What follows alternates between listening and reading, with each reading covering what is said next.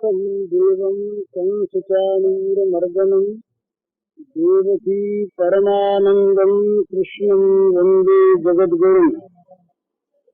मञ्जीरनूपुरणं नवरत्नकाञ्ची श्रीहारकेसरिनखप्रतियन्त्रसङ्घम् दृष्ट्यार्तिहारिमशुबिन्दुविराजमानं वन्दे कलिन्दतनुजा तटबालकेलिम्। आज महामहिमामयी श्री कृष्ण जन्माष्टमी है।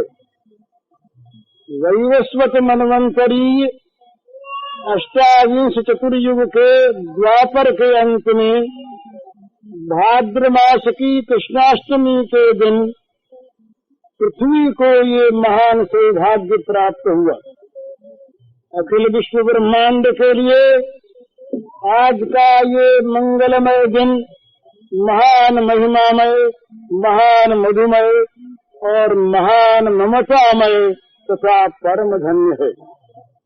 आज के ही दिन असुरों के अत्याचार से उत्पीड़ित, कामना, वासना, दुख, दैन्य और दारिद्र्य आदि के तीव्र तारण से संत्रस्त और क्षतविक्षत, बहिर्मुखता एवं जड़बाद से जर्जरित और प्रेम सुधार से धारा से रहित सर्वथा शुष्क जगत में सर्वसामृत सिंधु षडैश्वर्य पूर्ण सर्वलोक महेश्वर स्वयं भगवान का आविर्भाव हुआ था।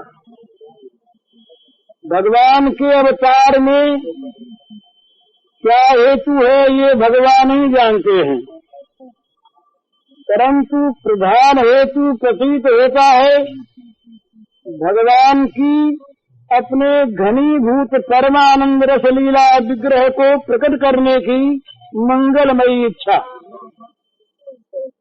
वैसे साधुजनों का परित्राण, दुष्टों के विनाश के द्वारा भूमि का भार हरण और धर्म संरक्षण या धर्म संस्थापन के मंगलमय कार्य भी श्री भगवान के अवतीर्ण होने में कारण बतलाए गए हैं।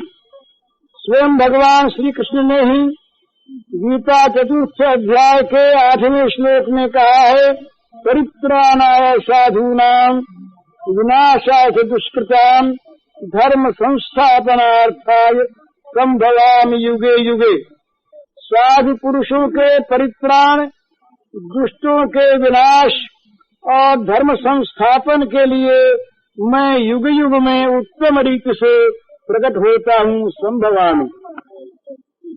पर केवल यही कारण नहीं है, भगवान ने ही इसके पहले 6 और 7वें श्लोक में कुछ भिन्न संकेत भी किया है।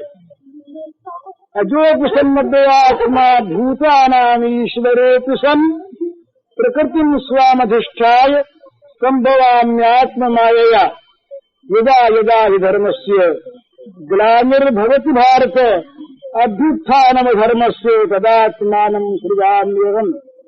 मैं अजन्मा, अव्ययात्मा और समस्त भूतों का ईश्वर रहते हुए ही अपनी प्रकृति को स्वीकार करके अपनी योग माया से अर्थात योग माया को साथ लेकर उत्तम रीति से प्रकट होता हूँ।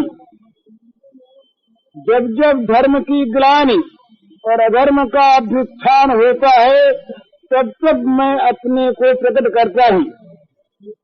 इनमें 6वें श्लोक में अजन्मा, अविनाशी और सर्वभूत महेश्वर होकर भी जन्म लेने, अंतर्धान होने और छोटे से पराधीन बालक बनने का संकेत करके विरुद्ध धर्माश्रयी स्वयं भगवान ने के पूर्ण आविर्भाव की बात कही है।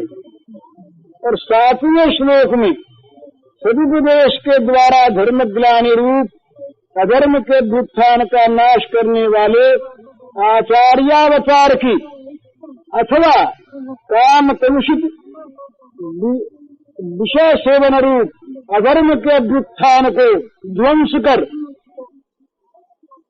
परम त्यागमय मधुरतम गोपी प्रेम धर्म के संस्थापन करने की ओर संकेत किया गया। भगवान श्री कृष्ण स्वयं भगवान हैं, अतएव उनके द्वारा सभी लीलाओं का सुसंपन्न होना इष्ट है। इसके अनुसार उनके प्राकट्य के भी विभिन्न कारण हो सकते हैं और वे सभी सत्य हैं। भगवान श्री कृष्ण के प्राकट्य का काल था भाद्रपद की अंधियारी अष्टमी की अर्धरात्रि और स्थान था अत्याचारी कंस का कारागार।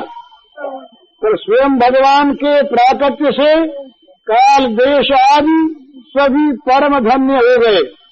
5000 से अधिक वर्ष बीत चुके हैं, परंतु प्रतिवर्ष वही पवित्र भाद्रमास, वही कृष्ण पक्ष और वही शुभ अष्टमी आती है और पृथ्वी के परम सौभाग्य की नवीन स्मृति जागृत करके चली जाती है।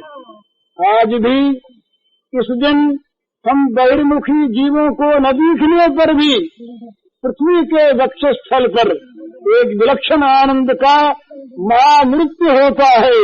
और आज भी सौभाग्यवान भक्तजन इस नित्य स्मरणीय महान मंगलमयी तिथि की पूजा, जन्मोत्सव का आयोजन, जन्माष्टमी व्रत का सेवन करके धन्य होते हैं। और आज भी प्रेमी भक्त अपने परम प्रियतम श्याम सुंदर के आविर्भाव का दर्शन भी कर पाते हैं। भगवान श्री कृष्ण के इस आविर्भाव के समय का बड़ा ही सुंदर वर्णन दिव्य रससागर हुए श्री सुखदेव जी ने किया है। आज इस समय इस आविर्भाव के काल में हम उसी का कुछ रसास्वादन करें और मन ही मन ऐसा ही चिंतन और ध्यान करें। वे कहते हैं अब सर्वगुणोपेतः काल परम शोभन, काल समस्त शुभ गुणों से युक्त परम शोभन हो गया। ये काल नित्य ही जगत के निजन संहार में लगा रहता है। इससे जगत में कोई उससे प्यार नहीं करता।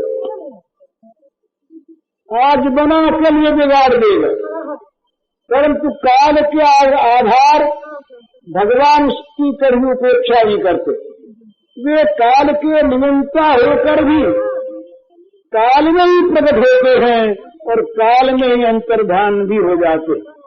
काल को भगवान यदि ये सौभाग्य न प्रदान करते तो शायद उस बेचारे के दुख का पार नहीं रहता। आज जब काल को ये पता लगा तो इसकी परिपूर्णतम स्वयं भगवान मेरे अंदर प्रकट हो रहे हैं, उसके आनंद की सीमा नहीं रही और अपने समस्त गुणों को प्रकट करके वो परम शोभन बन गया। उसने प्रत्येक ऋतु तथा प्रत्येक समय विशेष से चुन चुन कर सभी सद्गुणों को धारण कर लिया और विलक्षण रूप से सुसज्जित हो उठा।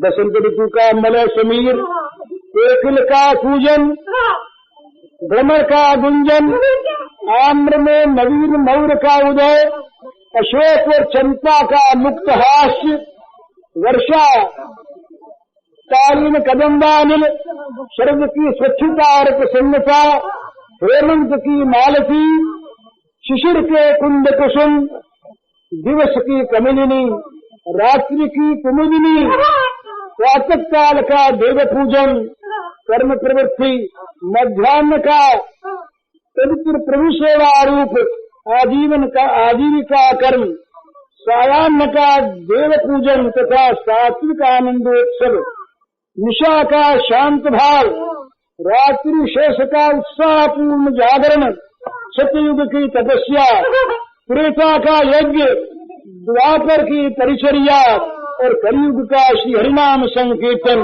इत्यादि काल के भंडार में जहाँ जो सद्गुण थे सभी को अपने में धारण करके वो सर्वांग सुंदर हो गया। अथ सर्वगुणों के तत्काल परम शोभन निर्मरक्षम शांतक्ष ग्रह कारकम, रोहिणी नक्षत्र था। तो आकाश में सभी नक्षत्र ग्रह तारे शांत और सौम्य हो रहे थे। सूर्यादि नवग्रह अश्विनी आदि 27 नक्षत्र, जन्म संपत आदि तारे, उग्र शांत वक्र उच्च नीच आदि विभिन्न भावों से काल के सृजन संहार कार्य में सहायता किया करते हैं। कर्म फलानुसार काल जब जिसको जैसा कुछ सुख दुख भुगताना चाहता है, ये भी तब उसके लिए वैसे ही उग्र शांत वक्र आदि बनकर काल का सहयोग दिया करते हैं। आज परिपूर्णतम भगवान श्याम सुंदर के शुभागमन के समय वे सभी अपनी उग्रता वक्रता का परित्याग करके शांत हो रहे हैं और कोई वक्र गति से, कोई अतिचार गति से और कोई महातिचार गति से अपने अपने उच्च स्थानों में से होकर श्री भगवान का अभिनंदन करने में संलग्न है। उस समय यही नक्षत्र था। भगवान ने उसको अपने जन्म के नक्षत्र के रूप में स्वीकार करके परम धन्य कर दिया। ऋषि सुखदेव जी ने रोहिणी नक्षत्र का स्पष्ट नाम न लेकर अजन जन्म रक्षण इस गुप्तार्थ पद के द्वारा रोहिणी का नाम संकेत किया, जिसका साधारण जीवों की भांति कर्म फल रूप जन्म नहीं होता, उनको अजन करते हैं।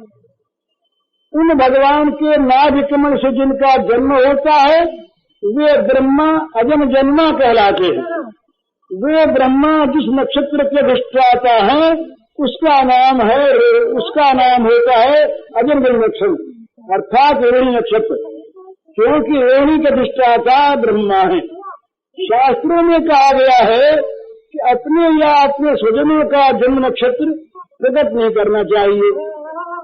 अतः श्री सुखदेव जी ने भी अपने परम प्रिय श्री श्याम सुंदर के जन्म नक्षत्र को गोपन रखने के लिए स्पष्ट रोहिणी न कहकर ऐसा कहा।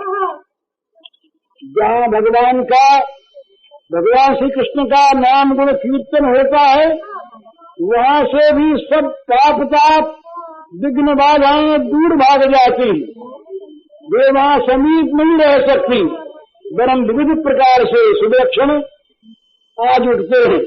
तब स्वयं भगवान जहाँ पृथ्वी की पीड़ा मिटाने के लिए तीर्ण होते हैं, वहाँ वार तिथि नक्षत्र योग आदि के अत्यंत शुभ सूचक होने में कौन सी आश्चर्य की बात है।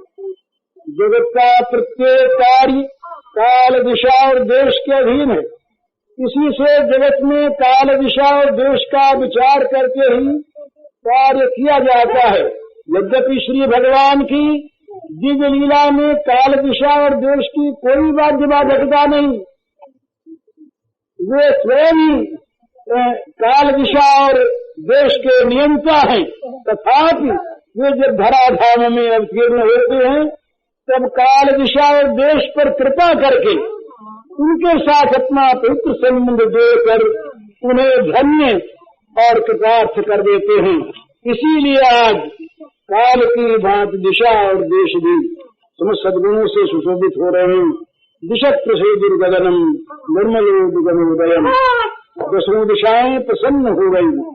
आकाश में तारे जगमगा उठे, किसी भी दिशा में कहीं तनिक भी मलिनता नहीं रह गई। सर्वत्र परमानंद पूर्ण स्वच्छता छा गई। सभी दिक्पति परम प्रफुल्लित आनंद पूर्ण हृदय से अपने स्वामी के शुभागमन का अभिनंदन करने के लिए समस्त दिशाओं को सुसज्जित करके दिव्य बदबू के साथ हाथों में अर्घ्य पात्र लेकर उनकी प्रतीक्षा करने लगे। गगन में तारे जगमगा उठे, मानो अपने अपने अनंत अंग पात्रों में स्तर स्तर पर हीरों के पुष्प सजाकर विष्णु पद में अंजलि अर्पण करने की इच्छा से खड़े हो गए। काल और दिशा की भांति देश भी मंगल श्रृंगार से सुसज्जित हो गया। भूभुवस्व सभी देशों में आनंद की बाढ़ आ गई। मंगलमय के मंगल आगमन से सभी देश आनंद मंगल परिपूर्ण हो गए। मई मंगल भूष्ट पुरग्राम बर्या करा। पृथ्वी के सभी बड़े बड़े नगर, छोटे छोटे गांव, हीरों की बस्तियां, रत्नों की खाने, आनंद मंगल की क्रीड़ा भूमि बन गई। विविध हेतुओं की अवतारणा करके नगरों के मार्ग परिष्कृत तथा सुगंधित हो गए। गलियों के प्रासादों में रोशनी जगमगाने लगी, शंख ध्वनि होने लगी, बाजे बजने लगे, जगह जगह पूजा स्तुतियां होने लगी, मंत्रोच्चारण की ध्वनि उठने लगी, खाने रत्नों को स्वयं बाहर फेंकने लगी। नाना प्रकार के नाना कारणों से सर्वत्र आनंदमय के शुभागमन की आनंद धारा बह चली। पृथ्वी के समस्त स्थानों को आनंद मुखरित करके आनंदमय का शुभागमन आनंद मूर्तिमान होकर नद नदी सरोवर अरण्य पर्वत आदि में सभी जगह व्याप्त हो गया। नद्य प्रसन्न सलीला हृदय जल श्रिया, नदियों का जल निर्मल हो गया। रात्रि के समय भी सरोवरों में कमल खिले उठे। गंगा जमुना सरस्वती नर्मदा गोदावरी गोमती सरस्वती कावेरी शोण सिंधु आदि नद नदियों का मटमैलापन दूर हो गया। उनको मानो अपने जन्म स्थान पर्वत के उस गुप्त गह्वर से ऐसा आनंद समाचार मिल गया कि वे अपने कल कल नाद से उसे तटभूमि के कानों में सुना रही हैं और उत्ताल तरंगों के रूप में मानो भुजाओं को उठाकर नाचती हुई बड़े वेग से दौड़ी हुई समुद्र को ये आनंद संवाद सुनाने के लिए दौड़ चली। सरोवरों में असंख्य कमलों की पंक्तियां खिल उठी। मायाबद्ध जीव जैसे स्त्री पुत्र परिवार घर शरीर को छोड़कर अन्य किसी से संबंध नहीं रखता, उसी प्रकार ये बेचारे सीमाबद्ध सरोवर अपनी सीमा में ही आबद्ध रहा करते हैं। मायाबद्ध जीव पर जब श्री कृष्ण की कृपा होती है तब वह मायाबद्ध रहता हुआ ही जैसे श्री कृष्ण प्रेमी भक्तों की बातें सुनता है और उन भक्तों के द्वारा होने वाली भगवत सेवा के आनंदोच्छ्वास को देखता है, वैसे ही सीमाबद्ध सरोवरों को भी आज श्री कृष्ण कृपा प्राप्त हुई। इसी से वे कमलों के विकास के बहाने असंख्य कानों से नद नदियों की आनंदपूर्ण कलकल ध्वनि सुन रहे हैं और खुली आंखों से उनके आनंदोच्छ्वास को देख रहे हैं। नदियों को जो सौभाग्य किसी अवतार में नहीं मिला वह श्री कृष्ण अवतार में प्राप्त हुआ। इसी अवतार में श्री कालिंदी जी भगवान श्री कृष्ण की चतुर्थ पदरानी बनी और अवतार लेते ही श्याम सुंदर ग्वाल बालों तथा गोपांगनाओं को साथ लेकर कालिंदी में क्रीड़ा करने लगे। उन बातों को सोचकर नदियां प्रसन्न हो गईं और इस अवतार में भगवान काली गमन करके कालिया सरोवर को विषहीन बना देंगे। इस बात को सोचकर सरोवरों ने कमलों के बहाने अपने हृदयों को ही श्री कृष्ण को समर्पण कर दिया। मानो वे कह रहे हैं हमारे जीवन का सारा विष अब दूर हो जाएगा। जुजा चित्र सुन्नाद सब का धनराज है। वनों में वृक्षों की पत्तियां विभिन्न वर्ण के सुगंधित पुष्पों से लद गईं और सुकृत का आदि पक्षी मधुर ध्वनि करते हुए चहक उठे तथा मधुपान मत भ्रमरों के गुंजार से सारी वनभूमि मुखरित हो गई। निर्जन अरण्य की शोभा उस समय भला कौन देखता, परंतु उन्हें दूसरों को शोभा थोड़ी दिखानी है। उन्हें तो पूर्ण रूप से सद भजकर स्वांत सुखाव अपना आनंद प्रकट करना है। इसी से उन सब ने भी अपनी सजावट में कोई कमी नहीं रखी। शाल कमाल ताल आम अशोक चंपा मोर शरीर बटवा स्वच्छ आदि सभी ने अपने पुराने पत्ते फेंक दिए और नए नए कोमल पल्लवों को धारण कर लिया। नए मोर फूट निकले। मोरों के बीच बीच में पुष्पों का विकास हो गया और उन पुष्पों के गुच्छे मधुमंद पवन के मणिहिलोरों के साथ नाच नाच कर आनंद प्रकट करने लगे। मालती आदि के लताएं वृक्षों की शाखा प्रशाखाओं से लिपट कर वह मधुर कुसुम हास्य का विस्तार करने लगी। जूही चमेली आदि पत्र शून्य होकर केवल विकसित सुमनों से ढक गई। रात्रि के समय सोए हुए भ्रमर मानो स्वप्न में किसी गुप्त परमानंद संवाद को पाकर सहसा जाग उठे और मधुर गुंजार करते हुए पुष्पों के पास जा जाकर आनंद समाचार का कारण पूछने लगे। शाखाओं पर घोंसलों में सोए हुए पक्षीगण भ्रमरों की झंकार से जागृत होकर अपनी कमनीय काकली से वन प्रांत को निनादित करते हुए अकस्मात उदय हुए आनंद का कारण जानने के लिए इधर उधर वृक्षों पर लेने लगे। आम्र वृक्ष में असमय मोर देखकर पेड़ों के आनंद की सीमा नहीं रही। वे बड़े वेग से उड़कर शाखाओं पर पहुंच गई और पंचम स्वर से तान छेड़कर आनंद में मग्न हो गई। इस प्रकार सर्वत्र मान आनंद के पूर्ण विकास से समस्त अरण्य सर्वथा आनंद भवन बन गया। यो भगवान श्री कृष्ण का शुभागमनानंद आकाश पृथ्वी और जल को आनंद मत बनाकर और वायु के निकट पहुंचा। जब वायु सुख स्पर्श है गंध शुचि परम पवित्र शीतल मंद सुगंध वायु अपने स्पर्श से सबको सुखदान करती हुई बहने लगी। वर्षा ऋतु के घोर जल वर्षण से वायु में आर्द्रता और बीच बीच में होने वाली कई धूप से उसमें कुछ उष्णता आ गई थी। और अब श्री भगवान के शुभागमनोत्सव के कारण बसंत के अंत में जो मलय पवन निर्वासित कर दिया गया था वह अपने निर्वासन जन्म से मुक्त होकर लौट आया और वर्षाकालीन उस नाथ शीतोष्ण वायु के साथ मिल गया। अब दोनों ने मिलकर खोज कर जहाँ जहाँ उन्हें सुगंध प्राप्त हुई ले लेकर अपने सारे अंगों पर लगा ली और आनंद मत होकर वे वृक्षों के मस्तकों रमणियों के अंचलों तथा प्रासाद शिखरों की पत्राटाओं के साथ क्रीड़ा करने लगे। श्री भगवान आ रहे हैं। इसलिए उस समय वायु ने रज को लेकर धूल को लेकर खेलना छोड़ दिया तो सात्विक आनंद के साथ वे खेलने लगे। इसी कारण अपने स्पर्श से वे सबको सुख देने वाली बन गई। ये जब श्री गोविंद के शुभागमनानंद से पृथ्वी मंगलमयी जल कमलाच्छादित वायु सुगंध संपन्न और सुख से हो गई और निर्मल आकाश तारा मालाओं से जगमगा उठा तब अग्नि भी निश्चेष्ट नहीं रह सकी। पृथ्वी जल तेज वायु और आकाश ये पंचभूत मिलकर ही तो जगत का सारा काम करते हैं।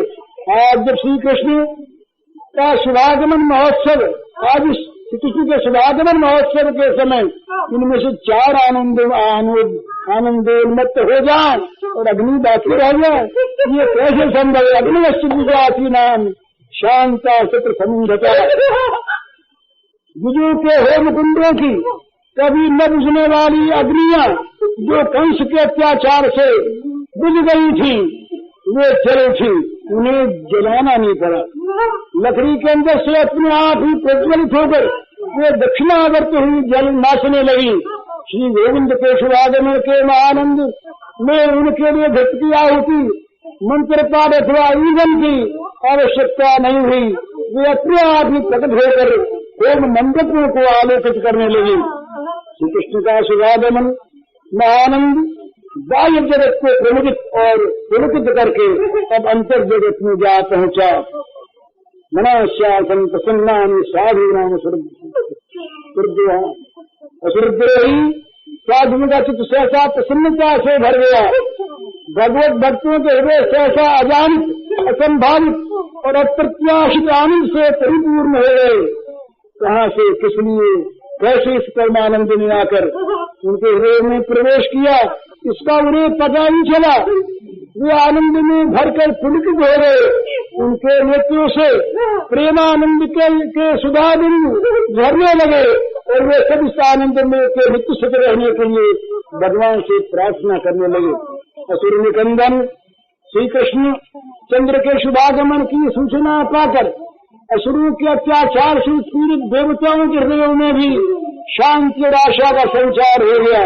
असुर समुदाय अपनी भयानक मूर्ति सहज हिंसा प्रवृत्ति के कारण सभी के अप्रिय होते हैं, इसलिए असुर के अतिरिक्त जीवन मात्र असुरद्रोही है। इस सिद्धांत से साधु प्रकृति के सभी असुरद्रोही जीव प्रसन्न हो गए, पर भगवान के भक्तों का सुख तो अवर्णनीय है। बादल से गिरी हुई जल की बूंद मेघ प्रिय चातक को जैसी सुखदायी होती है वैसी अन्य किसी को नहीं होती।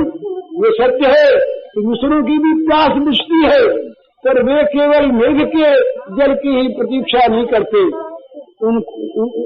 उनको नदी सरोवर झरने बहुत जगह जल दिखाई देता है, कहीं से भी लेकर वे अपनी पिपाशा शांत कर सकते हैं।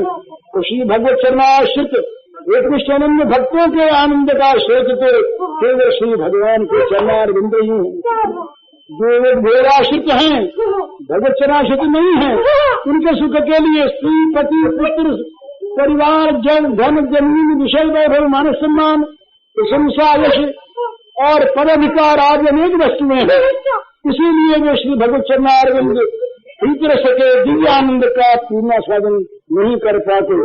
फिर जैसे बादलों का निर्मल जल भी यदि गंदे कूड़े भरे स्थानों में गिर जाए तो वो निर्मल नहीं रहता, इसी प्रकार भगवान का परमानंद नित्य निर्मल होने पर भी जिन लोगों का जीवन कामना वासना भोगासक्ति भोग सुखास्था क्योंकि गंदे कूड़े से भरा है, वे उस परमानंद को भी विषानंद बना लेते हैं। जैसे अत्यंत उत्तप्त स्थान पर गिरी हुई जल की बूंदें प्रतिसूर जाती हैं तथा ताप और भी बढ़ जाता, वैसे ही अविश्वास भोगासक्ति और बहिर्मुखता से उत्तप्त जीवों के समीप पहुंचा हुआ भगवत संबंध जनित आनंद बिंदु भी उनकी भगवत विमुखता के कारण तुरंत उनके लिए लुप्त हो जाता होता और उन बहिर्मुख तथा अविश्वासी जीवों का ताप बढ़ जाता है। आज श्री भगवान के शुभागमन का पूर्ण प्रकाश होने से श्री भगवत चरणाश्रित अनन्य भक्तों के हृदय में आनंद का जो महान प्रवाह बहने लगा, वो आनंद भोग कामना वासना बड़े हृदयों के लोगों को नहीं मिला। प्राकृतिक शोभा संपत्ति की विपुलता को देखकर वे विषानंद का अनुभव करने लगे और कंसाद स्वरूप की बहिर्मुखता भोगासक्ति और विश्वास से भरे उत्तप्त हृदयों में ये विषयानंद भी नहीं ठहर सका, गर्म का ताप और भी बढ़ गया।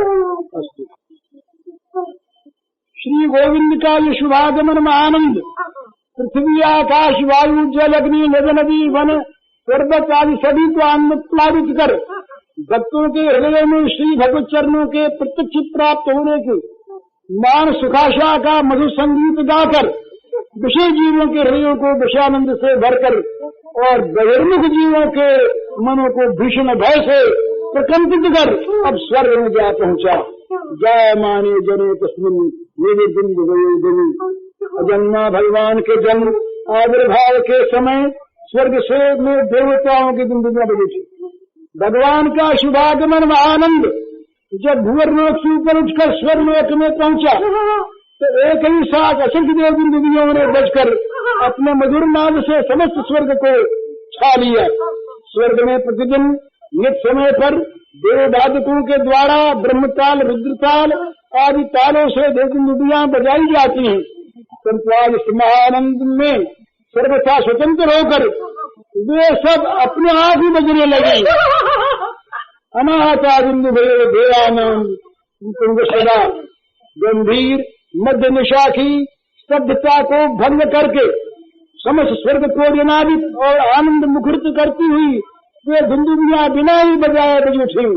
देशवा के संगीत विशारद हाहू तुम्बुरवादि गंधर्व और किम पुरुषगण बिंदुबियों के इस मधुर नाद से सहसा जागृत हो गए और परमानंद पूर्ण हृदय से श्री भगवान का गुणगान करने लगे। उन्हीं के साथ साथ आनंदमत सिद्ध चारणगण भी सेवन करने लगे। जरूर किन्नर गंधर्वा सुष्टु सिद्ध चारणा गंधर्व तथा किन्नरगण देवराज इंद्र तथा देवताओं का आनंद बढ़ाने के लिए ही देवसभा में मधुरता छेड़ा करते।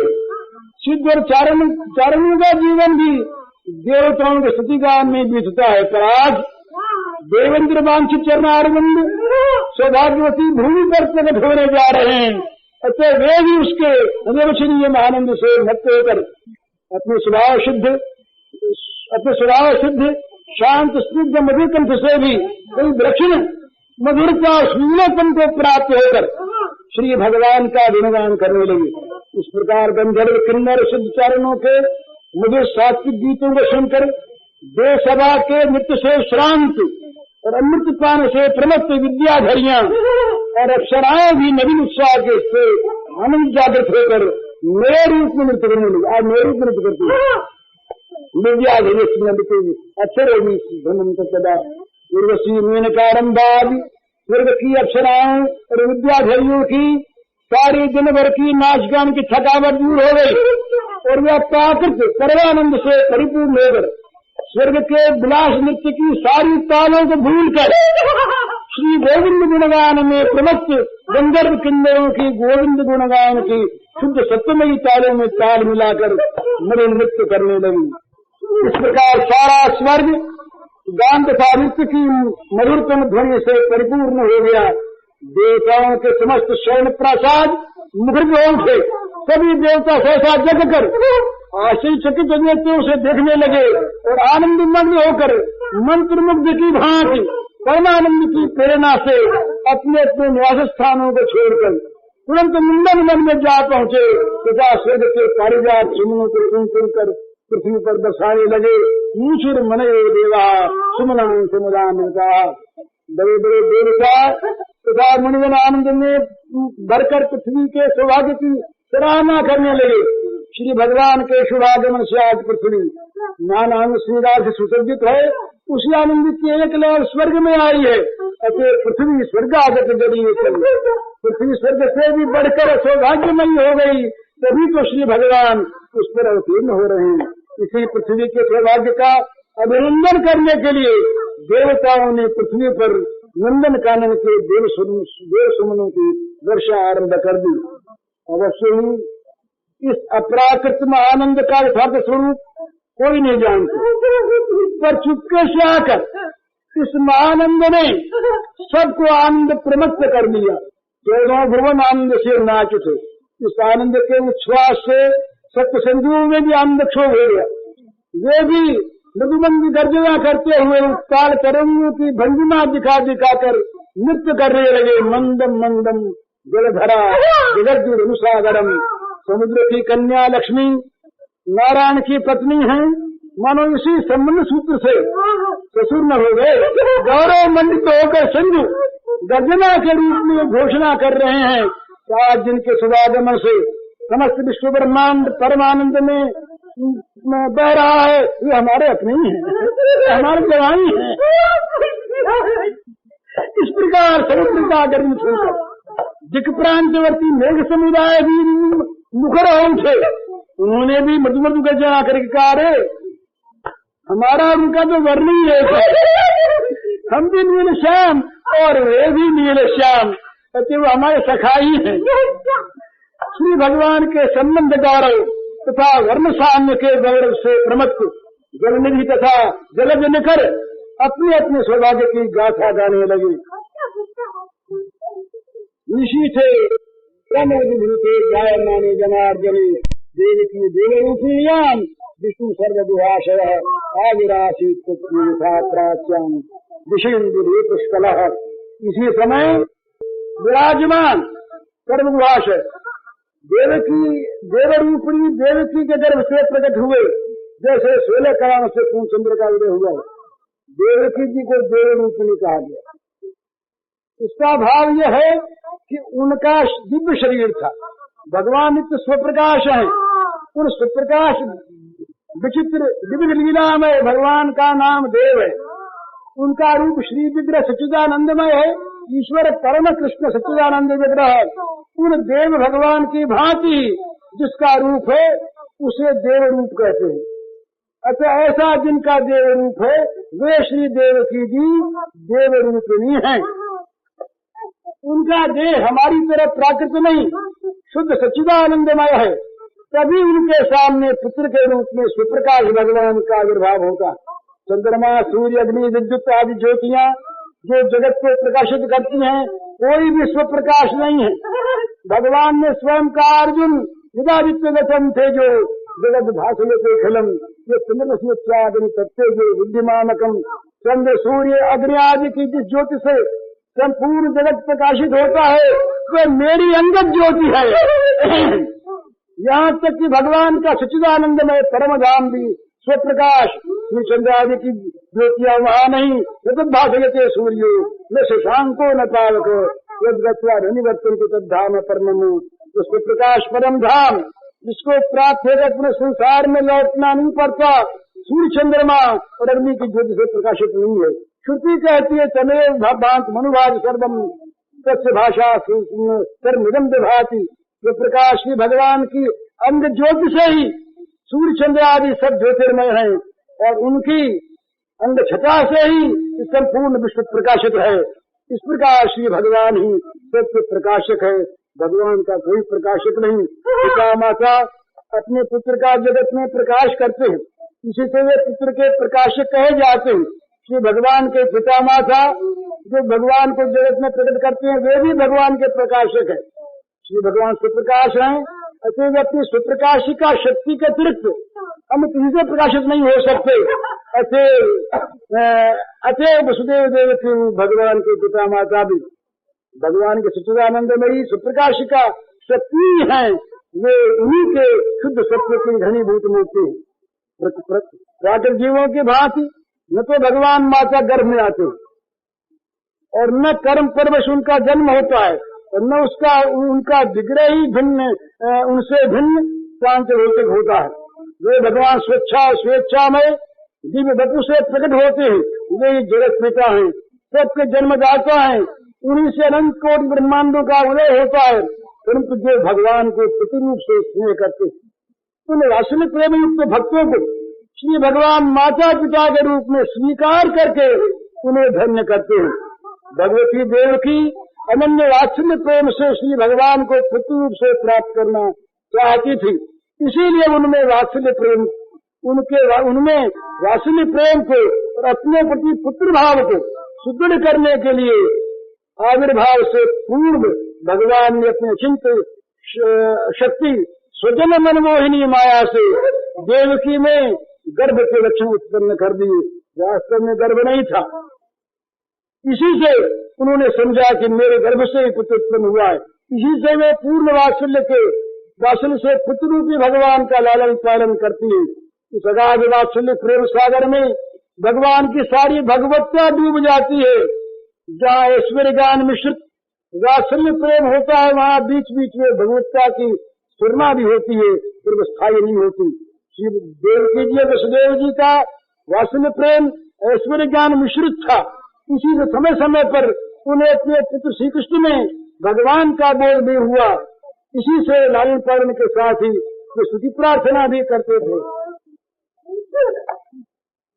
विशुद्ध प्रेम तो वृंदावन में था और उसकी बड़ी मधुर अभिव्यक्ति वृंदावन लीला में देखी जाती है। भगवान अनंत कोटि ब्रह्मांडों में व्याप्त विष्णु हैं और वे ही भक्त के प्रेमानुरूप क्षुद्र बालक रूपधारी हैं। ये सदा ही बृहद सदा ही क्षुद्र हैं। वृद्ध धर्म उनमें युगपत रहते हैं। अनोरणीयाम महतो महियान, वे ही सबके हृदयों में व्याप्त अंतर्यामी हैं।